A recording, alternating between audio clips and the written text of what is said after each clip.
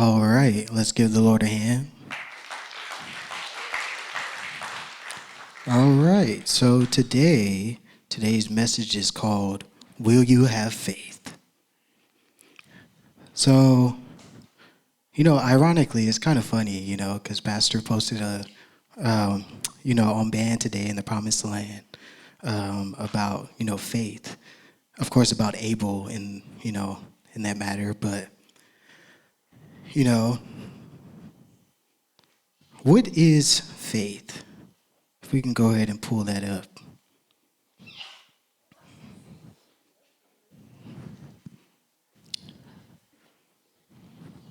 I'll read it from right here. The first one that comes up is complete trust or confidence in someone or something.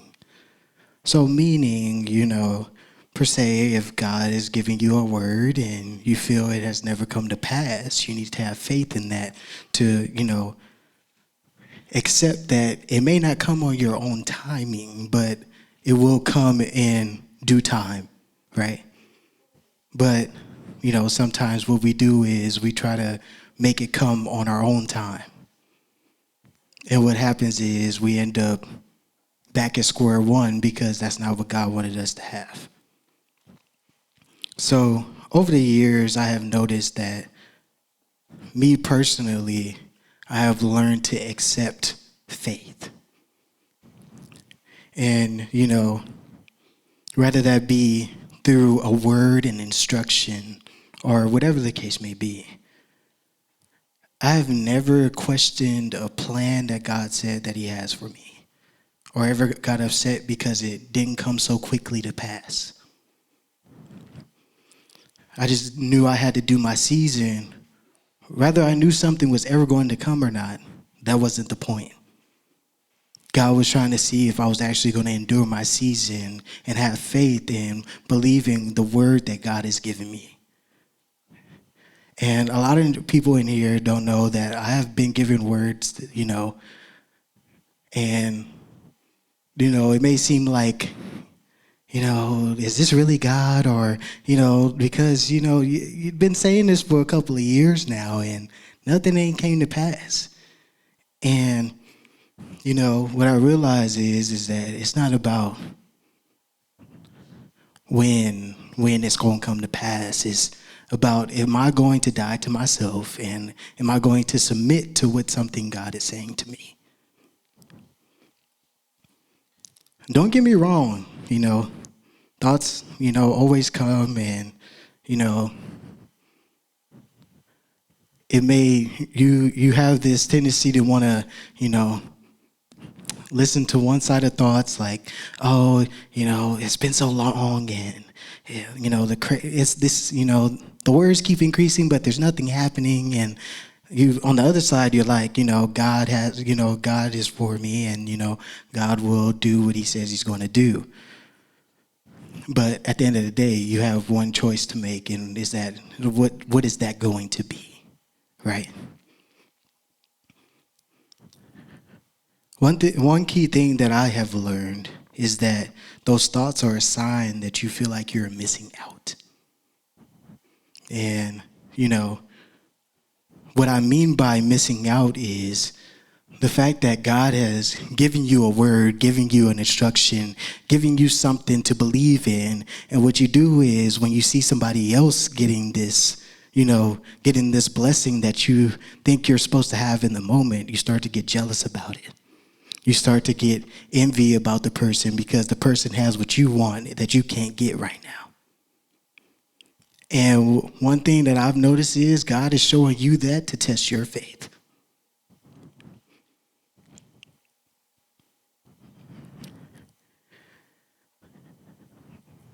And, then you start to feel stuck. The reason why you start to feel stuck is because you're losing your faith in God. You're lacking your faith, and what's happening is you're starting to believe your own deceived thoughts. And what happens, then you start going your own way because you feel God owes you something, which he doesn't. If anything, we owe him. We owe him our life. We owe him our time. We owe him everything because God is everything. And God has saved us on this earth for a reason, and that's to serve him for his purposes.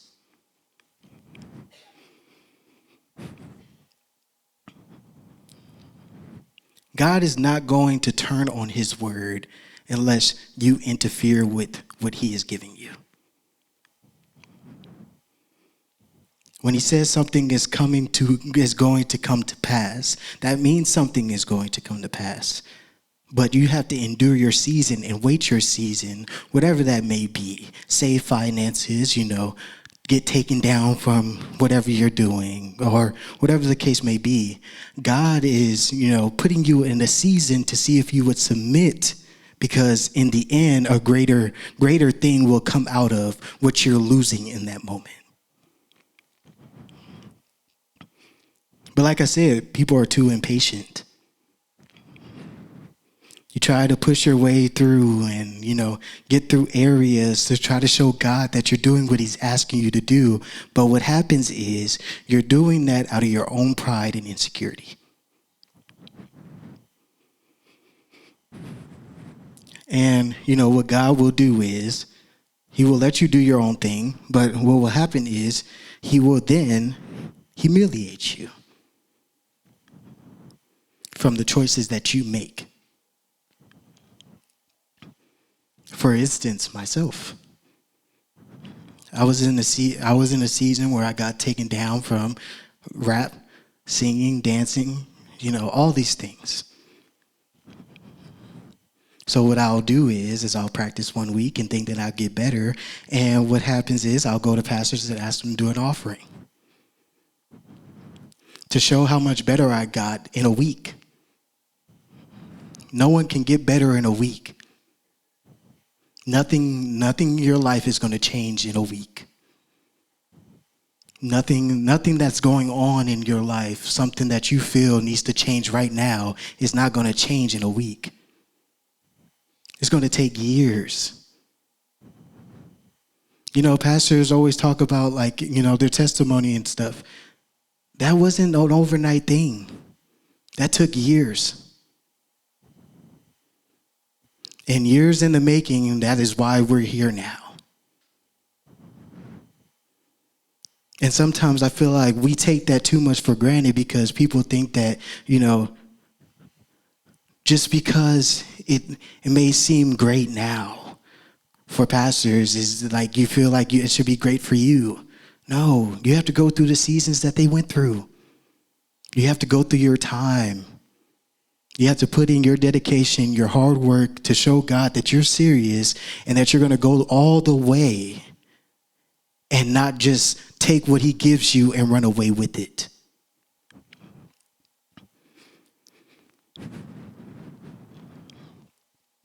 In that moment in time where I was, taken down and going, just had to observe and,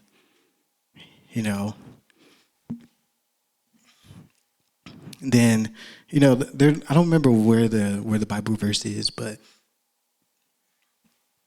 it talks about how you need, to be seated in the back. Then later on, you'll be brought to, the table, right? And I don't know if you guys ever noticed, but majority of the time, all I did was sit in the back and just observe. That's all I did, and that's all Pastor told me to do, is to observe and just sit in the back and just observe everybody else. And that's all I did. But I did it after the fact of trying to, because I didn't know no better. I was a new guy, and, all I did was, I got the opportunity to be on stage, rap for a little bit, sing for a little bit. But in order for God to use me, he had to break me in those areas. And, trust me, sitting in the back and just watching everybody else do something it's not fun. It's not. And, of course there's times where you just get those thoughts I just want to rap again. I just want to dance again and all these things. But you got to do your time. And in the time I was sitting back and, just observing, learning, I had to practice. Not only practice for rap, not only practice for, dancing or not, whatever the case may be, but practice learning how to be a leader. All of us know that, I don't know, it's maybe been over a year, maybe a year, something like that, when I got promoted head deacon. But that wasn't just out of the blue. It may seem like it's out of the blue, but a lot of people don't see what I'm doing behind the scenes of church business. There's a lot of things that I do outside of church for the church that a lot of people don't know about, and I don't need everybody to know what I do. And the reason why I don't care to share all that I do with people is because I'm not doing it to show somebody that I'm doing something for God. I don't need to show anybody I'm doing something for God. The only person that I need to show that I'm doing it for is God himself. So what you guys see now is not a coincidence.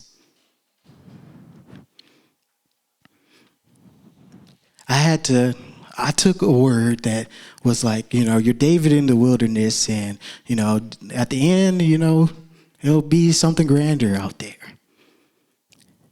I had to walk by faith and not by sight. And the whole time walking by faith is hard because you don't see what is to come.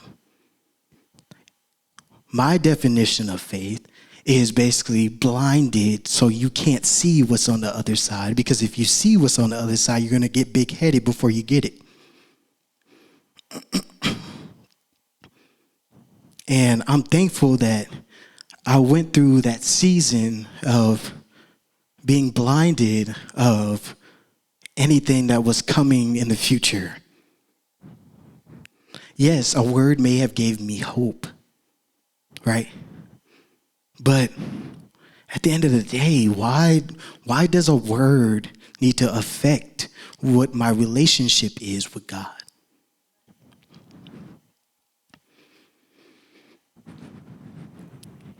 What we have to do is we have to get out of that mindset of thinking that, just because God has given us a word, we need to think that it needs to come now, because if it doesn't come now, we're going to miss out on what somebody else is getting because we got that same word too. We're going to feel like that our life is all out of place because, God said something, but it's not happening. Maybe it's not happening because your faith is weak. It wasn't happening for me because I couldn't believe what was actually going to happen in the future. But when I started to believe, that's when God started to come through. And I think that's what God waits for, is God waits for you to mature enough, to grow up enough, so that when he does bless you, you don't go running around, running off with whatever he blessed you with.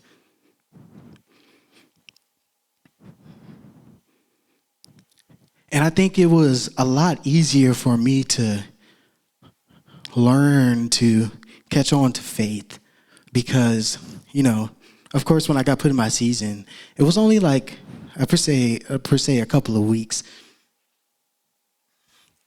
that, I tried to do the whole offering thing and try to, get out of the season so quickly because, sorry, it's the sparkling water, but trying to get out of the season because I didn't want to miss out. At the end of the day, you're not really missing nothing. It's literally the same thing that you see every week. The only difference is you're not doing it. That's all it is. You're not missing nothing. I thought I was missing something. Well, that's just because I'm not doing it. I watch it every week. Why can't I just be happy that I'm still able to see it?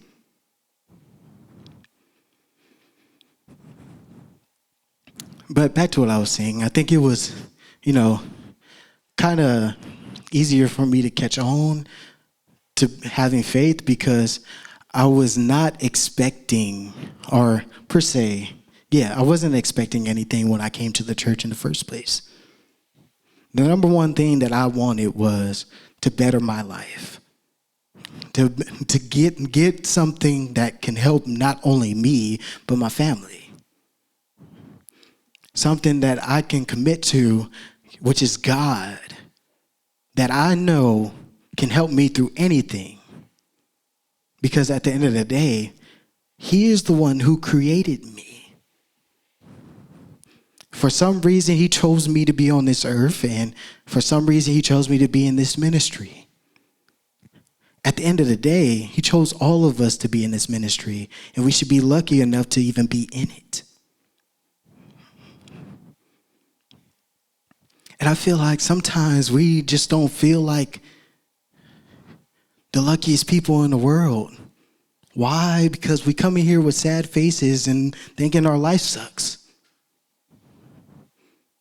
Our lives don't suck.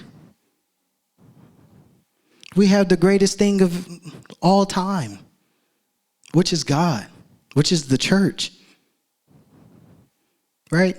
And, we come in, praising God, but it's not genuine.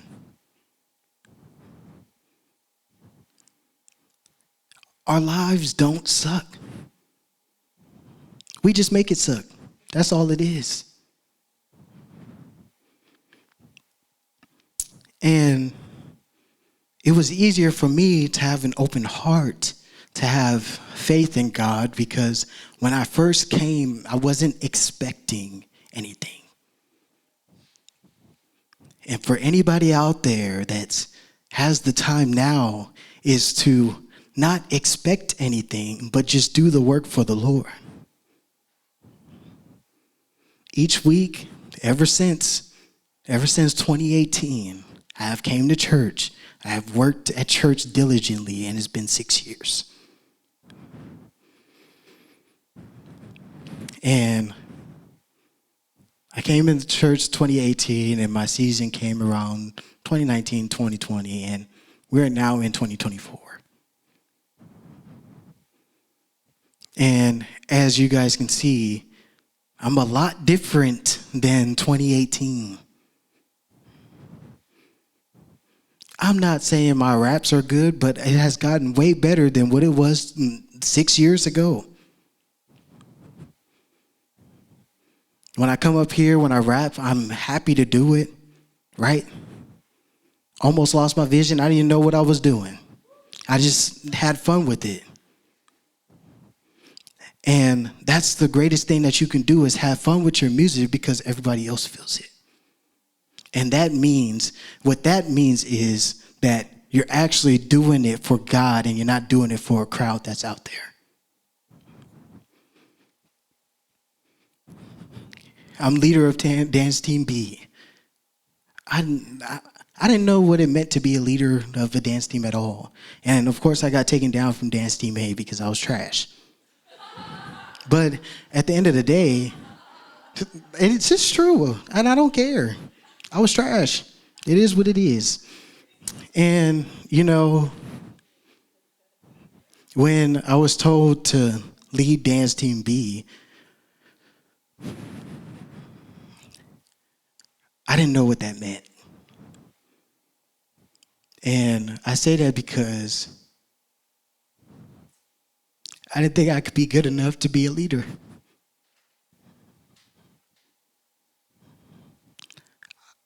I felt because I was trash. Well, what it is. I felt because I was trash that I wasn't going to be able to lead a team. To come in to practice with a team that I didn't think I was going to be able to lead, because I didn't think I was good enough. I lead it perfectly fine.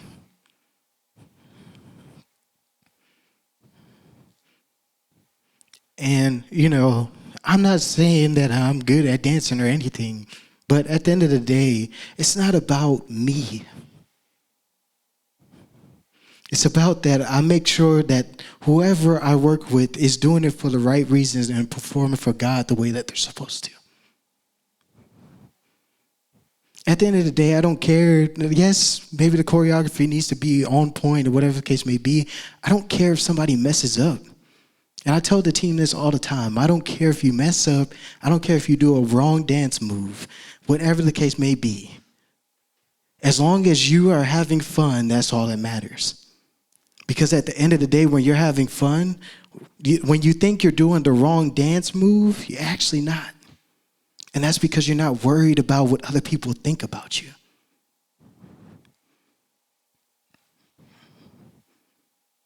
And I tell this to dance team B all the time is because, at the end of the day, that's what I used to do.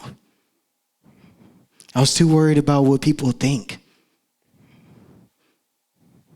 I feel like a lot of us worry too much about what people think about us, our lives, and so forth. At the end of the day, nobody cares. I can tell you that if a dance team came up here today, did a whole dance routine, then came back the next time and it changed and y'all believed it was the same song, nobody would notice. And that's because anybody that's up here shouldn't care about what people think because they don't care anyway. They're just there for the fun. We can only make it fun if we do our part.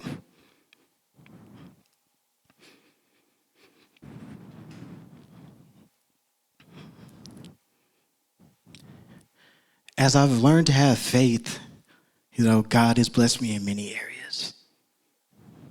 And that's because I was confident in the words that he's given me.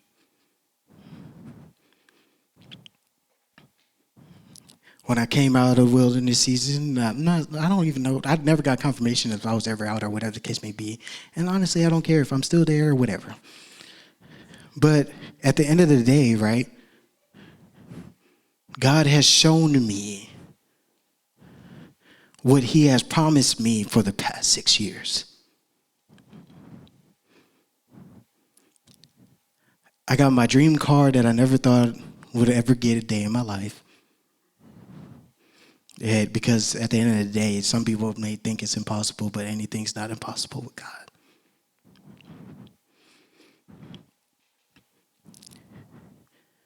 Got taken away from dance, and I'm the leader of dance team B. Got taken down from rap, and I could rap again without any hesitation because at the end of the day, it's just what I'm feeling, and I feel like, I could perform it for God. Got all these, got a word back in 2022 that, got a vision of my wife and, so happened to be Jocelyn. She's not here today, but, yeah, she's watching on the live. But, I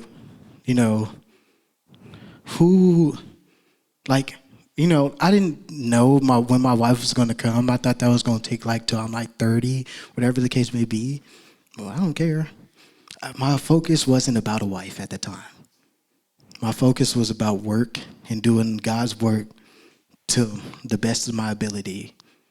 I may fail. I may not be perfect. I may not do all of these things, but at the end of the day, God still used me. Still to this day of 6 years, every time Pastor puts me on an assignment, I never give him an excuse. My answer is always, yes, Pastor, no matter how tired I am, no matter whatever the case may be, I never give Pastor as an excuse on why I can't do something. Because at the end of the day, I know I can do it. Because if your faith is strong, you have nothing to worry about.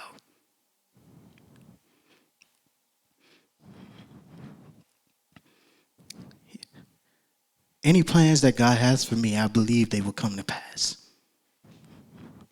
And, of course, that's up to me. And that's up to everyone in here. Are you going to allow whatever God has given you to come to pass? Or are you going to live in a life where you're still contradicting God's word? 2 Corinthians 5:7.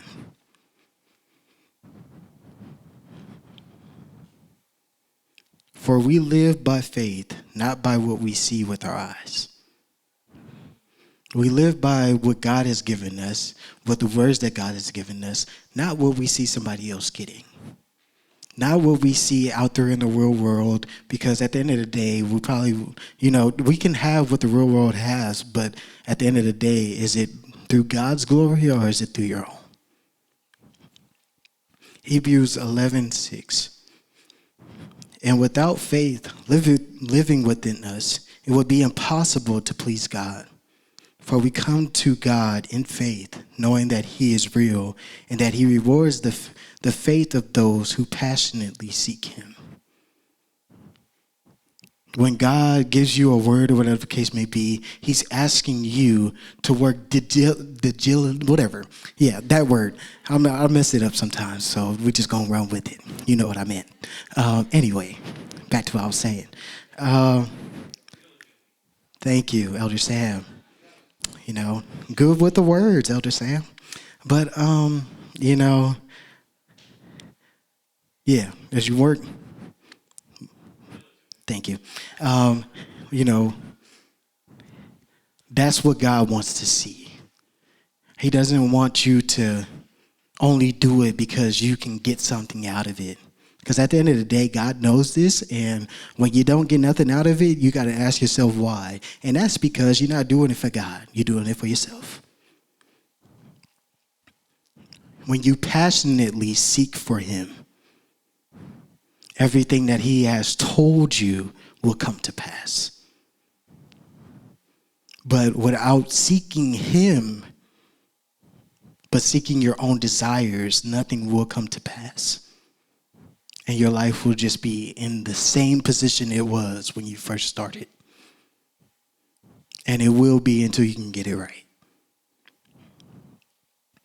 Jesus replied, Mark 11:22-24. Jesus replied, "Let the faith of God be in you. Listen to the truth I speak to you. Whoever says to this mountain with great faith and does not doubt, mountain will be lifted up and thrown into the midst of the sea, and believes that what he says will happen, it will be done. This is the reason I urge you to boldly believe for whatever you ask for in prayer. Be convinced that you have received it and it will be yours." It's written. But we have to do our part and believe what God has done, will do, is going to work out for our good. One thing I wanted to, put out there is that this week, no, it's been 2 weeks now. In the past 2 weeks, Tesla has let over 2,100 people go in the past 2 weeks. And I came in one Monday morning and half of my team was gone. So of course that means for me I have to take on more places. But one thing I do realize is that, because my mom asked me this, where I had to, I was running some errands with her the other day. And she asked me, she was like, "So have you talked to Pastor about, work and stuff?" And I was like, "No." And I said no because I'm not worried. At the end of the day, if I get let go, it is what it is. But right now, and this is another thing, is when you guys go to work diligently, got it, thank you. But when you do that and, you put in the work, you put in the efforts. Darian, learn from me. When you put in the efforts and you actually make a good relationship with your managers, then that leaves open opportunity when people do get laid off. They have somebody that they can keep in a position that actually shows their commitment to their job. For the past almost going on 4 years, I have shown up to work every day and haven't missed a day unless I actually took the day off. Never called in sick because I've never been sick. Some people call in sick because they just want to call in sick and they ain't sick and they just at home laying in bed. But at the end of the day, I've never called out or anything of the sort because I don't need to. My job is to work for God, and that means whether in church, outside of church, wherever church, it don't matter church. We need to work, and that's the work for the Lord. He's put us in our jobs for a reason, and maybe it's for a season, maybe it's not, maybe it's long term, whatever term, don't matter. But at the end of the day, God has put us there for a reason, and that reason is for you to find out later on in life on why he put you there. But I go to work, and even though I have more responsibilities, I go to work thankful that I still have a job. The job that I've been in for the past 2 years in position per se, and because I love my job, even though it could be a headache sometimes.